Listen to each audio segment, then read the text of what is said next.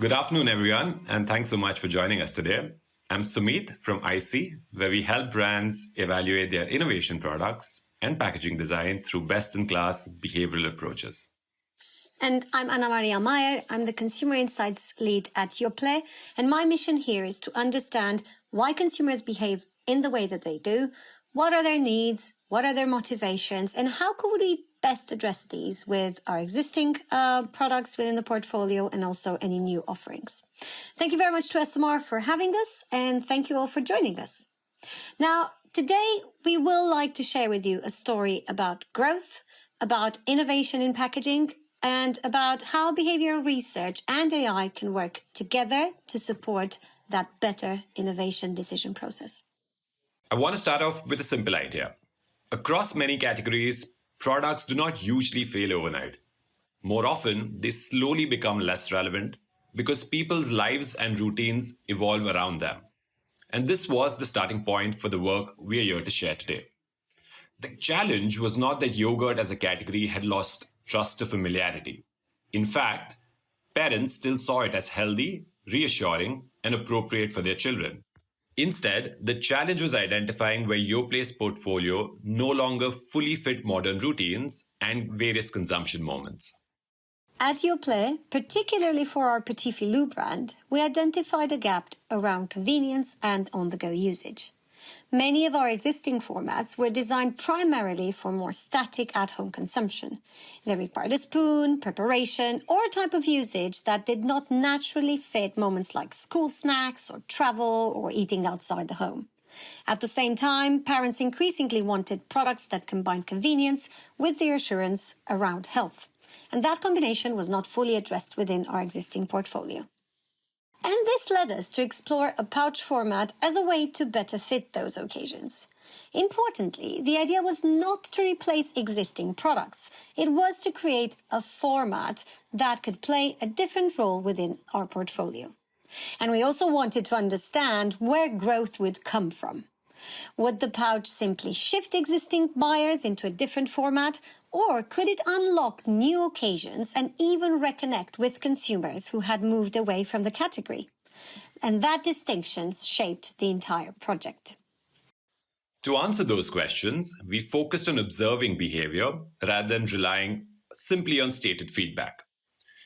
At the heart of the research, we recreated a fully realistic shelf environment with more than 40 different products where respondents could browse and shop like they normally do in their supermarkets. Using eye tracking, we measured what people actually looked at. And through simulated purchase behavior, we measured what they chose.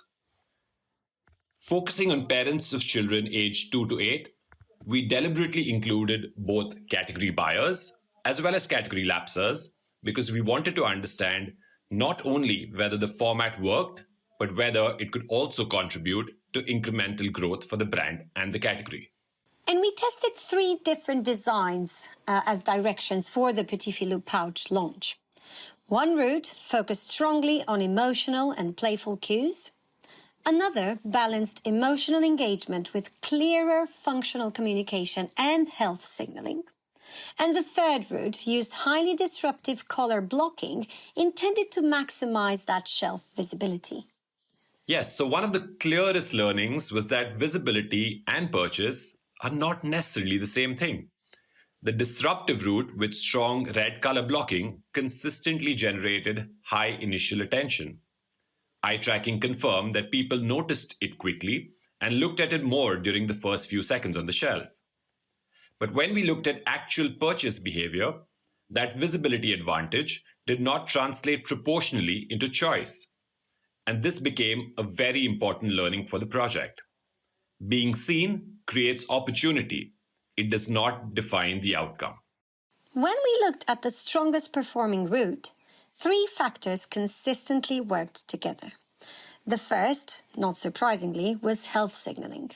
Clear cues around health and nutrition helped parents quickly understand and trust the proposition. The second was hierarchy and structure. Packs that organized information clearly made decision-making easier and reduced that cognitive effort. And the third was emotional engagement. Playful visuals helped attract attention and create appeal, especially as we're talking about kids' yogurt and parents making a choice for their children. But all those worked best when paired with clarity and credibility. The winning route balanced all three. Precisely. The strongest performing direction combined clear health communication, strong structure, and emotional engagement in a way that felt both easy to understand and relevant to modern usage occasions. Elements like the Greek style naming, protein communication, quantity callouts, and cleaner flavor hierarchy all help shoppers process the proposition more quickly.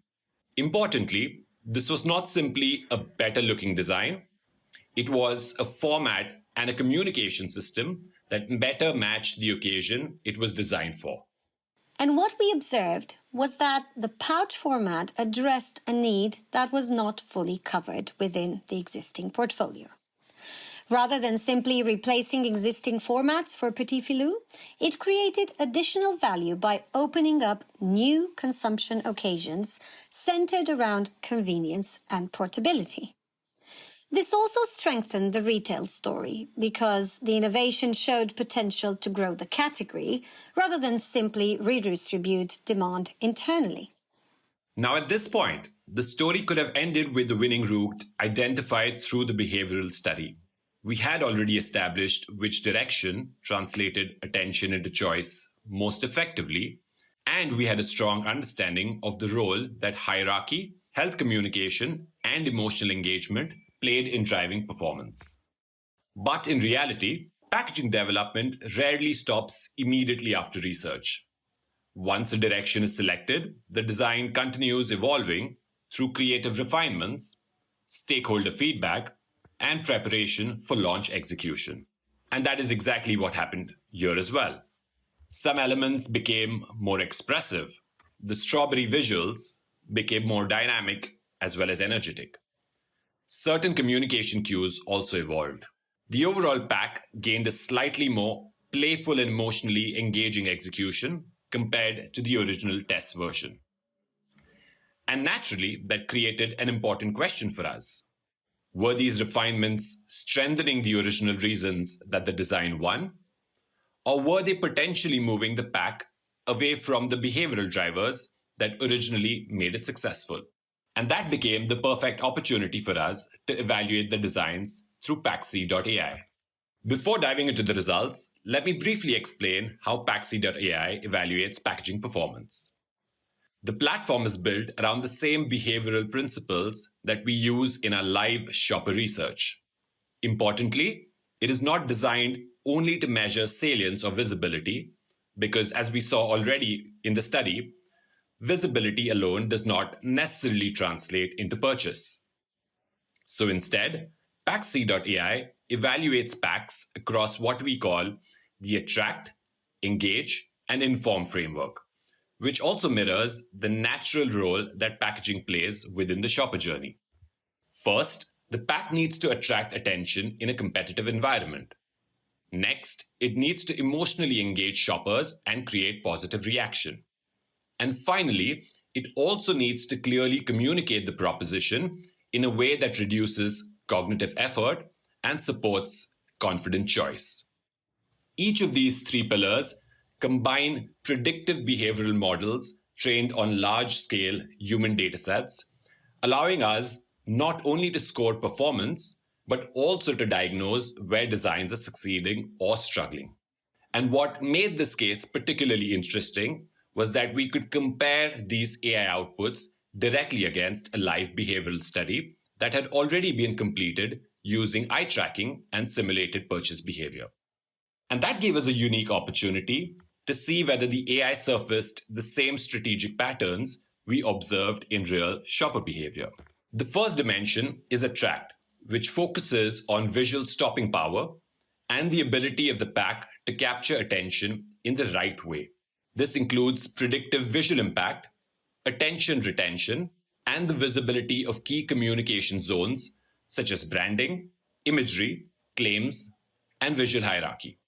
But importantly, attract is not only about whether the pack gets noticed, it is also about whether attention flows naturally towards the elements that matter most for consumer decision making. What we found here aligned very closely with the original behavioral study. The more disruptive route with the strong red color blocking generated high initial stopping power.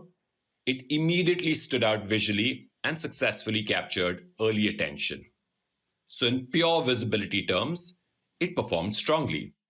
However, what became interesting was that the final launch pack ultimately delivered the strongest attract performance overall, despite being less visually aggressive. And the reason was not simply that it became louder or more attention grabbing. It was that the visual hierarchy became easier to process, the more dynamic fruit visuals, cleaner organization, and the stronger balance between imagery and communication helped guide attention more naturally across the pack visuals. So, once again, the AI reinforced something that we already observed through eye tracking earlier on in the project. Visibility creates opportunity, but effective visual flow is what supports conversion. The second dimension is engage, which looks beyond visibility and focuses on emotional response and behavioral pull. In plain terms, once shoppers notice the pack, does it actually create that positive reaction? Does it feel appealing? Does it feel relevant? And does it feel emotionally engaging for the occasion it is designed for? And this was one of the most interesting parts of the analysis because it helped explain why some routes generated attention but still struggled to convert as effectively. The weaker performing routes were successful at drawing the eye, but they did not create the same balance between reassurance, clarity, and emotional appeal. Some felt visually disruptive without clearly reinforcing the proposition itself. The final launch pack performed particularly strong here because the refinements improved emotional engagement without sacrificing clarity. The updated strawberry visuals created a more playful, energetic, and modern feeling, while still keeping the overall proposition approachable and easy to understand. And at the same time, the revised thick and creamy communication created a more appetizing and emotionally engaging message compared to the more functional, thick yogurt wording used in the original test design. And importantly, this aligned very closely with what we observed in the live shopper study earlier. Emotional engagement worked best when it supported understanding rather than competing with it. The final dimension is inform, which evaluates how effectively the pack communicates its intended proposition and reduces cognitive effort for shoppers. This includes communication efficiency around attributes such as health, trust, clarity, quality, as well as ease of understanding. And this became one of the strongest validation points between the behavioral study as well as the AI evaluation. The route that originally emerged strongest in live testing consistently balanced health signaling, visual hierarchy, and clarity. And the AI surfaced exactly the same pattern. Elements like the Greek style naming, protein communication, quantity callouts, and cleaner flavor hierarchy all contributed to faster interpretation and stronger perceived credibility. Parents could quickly understand what the product was, what benefits it offered, and why it fit the occasion. Meanwhile, some of the more disruptive routes generated stronger attention, but communicated the proposition less effectively once shoppers engaged with the design. So again, the same conclusion emerged across both methodologies. The strongest performing design was not the one that shouted the loudest. It was the one that combined visibility with understanding as well as brand trust.